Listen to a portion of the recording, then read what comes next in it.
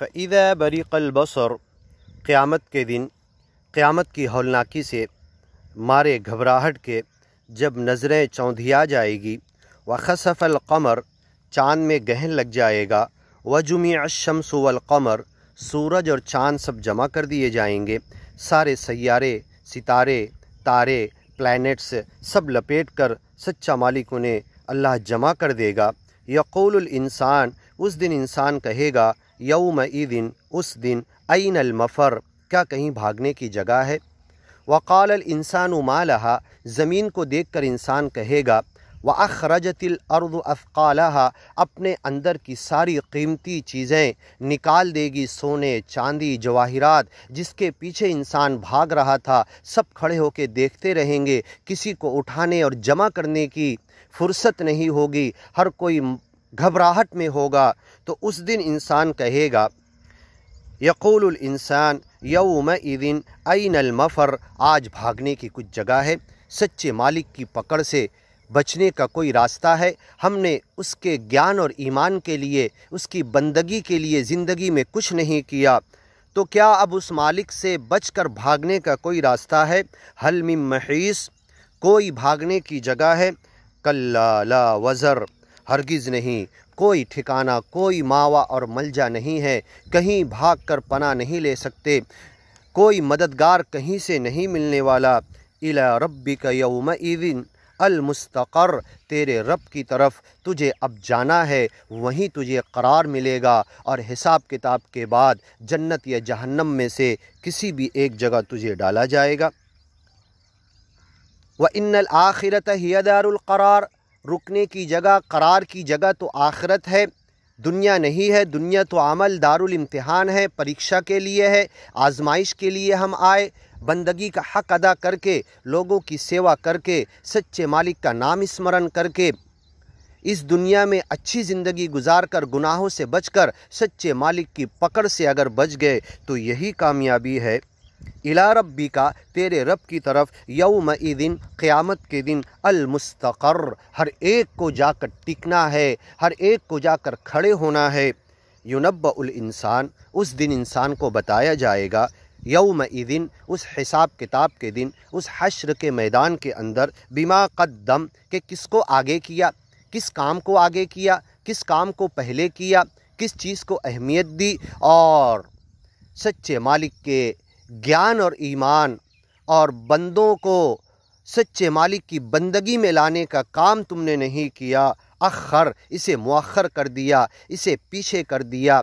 اس کو بیک کر دیا، اس کے لیے دھیان نہیں دیا، اور دھوکے کی دنیا کے پیچھے پڑے رہے۔ بل الانسان، اور انسان ایسا ہے، علی نفسہ بصیرہ، اپنی پوری زندگی ہر انسان خود جانتا ہے،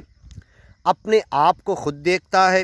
اپنے نفس کا، اپنی جان کا، اپنی سوچ کا، اپنی وچار کا، اپنے خیالات کا، اپنی غلط سوچ، اپنے ذہن کی اپج، ہر چیز، اپنے نفس، اپنے دل، اپنے خیالات کو خوب جاننے والا ہے۔ بصیر ہے، بصیرہ، اس کو اندر سے خود جانتا ہے کہ میں کیا سوچ رہا، میں کیا کر رہا، میری نیت کیا ہے۔ ولو القی معاذیرہ، یا سامنے والے پر چاہے وہ ایکسکیوز بیان کرے اور یہ کہے کہ نہیں ایسا نہیں ویسا، باتیں بنائے، لیکن خود اپنے آپ کی غلطی، اپنے آپ کا گناہ، اپنا عمل وہ خود جانتا ہے، اپنی نیت وہ خود جانتا ہے۔ لا تحرک به لسانک، اے محمد صلی اللہ علیہ وسلم، تم اپنی زبان کو قرآن پڑھنے میں جلدی مت کرو، جلدی جلدی حرکت مت دو۔ حضرت جبریل علیہ السلام محمد الرسول اللہ صلی اللہ علیہ وسلم کو جب 23 سال کے اندر جب کسی بھی موقع پر قرآن کا کوئی بھی حصہ یا ٹکڑا، آیت، سورے یا سورے کا حصہ، چند آیتیں سنا کر جاتے تو آپ بار بار زبان ہلانے لگتے، بار بار اسے پڑھنے لگتے کہ کہیں بھول نہ جائے۔ اتنی بڑی نعمت مل گئی اور یہ پورا قرآن ہمارے پاس رکھا ہوا ہے، ہم اس کی قدر نہیں کرتے۔ لا تحرک، اے محمد صلی اللہ علیہ وسلم، تم اپنی زبان کو تیز تیز حرکت مت دو اس قرآن کو پڑھنے کے لیے۔ لتعجل بھی، تم جلدی مت کرو۔ ان علینا جمعہ، اس پورے قرآن کو جمع کرنے کی ذمہ داری جو 23 سال میں تھوڑا تھوڑا نازل ہو رہا ہے، اس کے جمع کرنے کی ذمہ داری ہماری ہے۔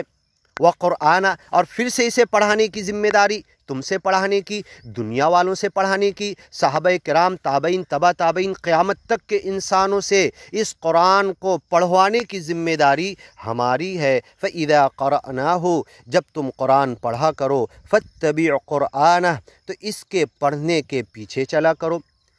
اس کی اتباع کیا کرو، جو کچھ پڑھا، جو کچھ سمجھا، اسے عمل میں، زندگی میں لایا کرو، اسے برتا کرو۔ ثم ان علینا بیانا، اور سن لو اس قرآن کا بیان، اس کا ایکسپلینیشن، اس کی تفسیر، وَأَحْسَنَ تفسیرا، سب سے بہترین تفسیر، فصلناہ، اس قرآن کی تفصیل ہم نے بیان کی ہے، خود اللہ کہتا ہے۔ ثم ان علینا بیانا، اس قرآن کو بیان کرنا، کھول کھول کر اس کی باتوں کو واضح کرنا۔ ایک آیت یہاں پر ہے، اسی آیت سے ملتی جلتی دوسری آیت ہے، وہ دونوں آیتیں ایک دوسرے کو ایکسپلین کرتی ہے، بیان کرتی ہے، معنی مطلب کو اور کھول دیتی ہے۔ جتنا قرآن کے سمندر میں ڈوبیں گے، جتنا اس قرآن کے اندر ڈوب کر موتیاں، جواہرات، ہیرے، معنی مطلب کے، سچے مالک کے کلام کے، اللہ کیا چاہتا ہے، اللہ کا ارادہ کیا ہے، ماذا اراد اللہ، اللہ نے یہ کہہ کے کیا ارادہ کیا، کیوں نازل کیا، اور اللہ کے اس کلام کی اس جملے، اس آیت، اس لفظ کا کیا مطلب ہے، زندگی بھر جتنا ڈوب جاؤ گے اتنا تمہیں سمجھ میں آئے گا، کیونکہ اس کا بیان کرنا ہمارے ذمے ہے۔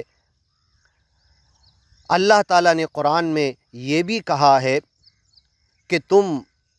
تقوی اختیار کرو، وَيُعَلِّمُكُمُ اللَّهُ وَاتَّقُوا اللَّهَ وَيُعَلِّمُكُمُ اللَّهُ، اللہ کا تقوی اختیار کرو، اللہ تمہارا معلم بن جائے گا، تمہارا ٹیچر بن جائے گا، تمہارا سکھانے والا بن جائے گا، تمہارے دل میں صحیح معنی مطلب ڈالنے والا بن جائے گا۔ لیکن تقوی کی زندگی آنا چاہیے، گناہوں سے بچ کر سچے مالک سے بچنے کی فکر ہونا چاہیے۔ وَاتَّقُوا اللَّهَ وَيُعَلِّمُكُمُ اللَّهُ، تو اللہ تمہارا معلم بن جائے گا، تمہارا ٹیچر بن جائے گا، تمہارا سکھانے والا بن جائے گا، معنی اور مطلب کو آشکارا کر دے گا، الہام کر دے گا، تمہارے دل پر ڈالے گا۔ ثم ان علینا بیانہ، اس قرآن کو بیان کرنا قرآن تک کے لیے ہماری ذمہ داری ہے۔ یہ بہت اچھی بات ہے کہ قرآن کی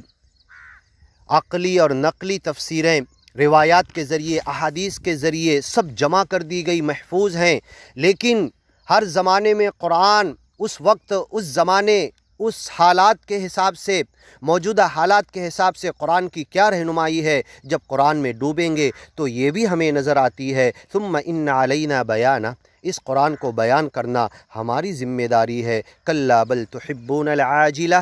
آگے کی ویڈیو میں سنیے۔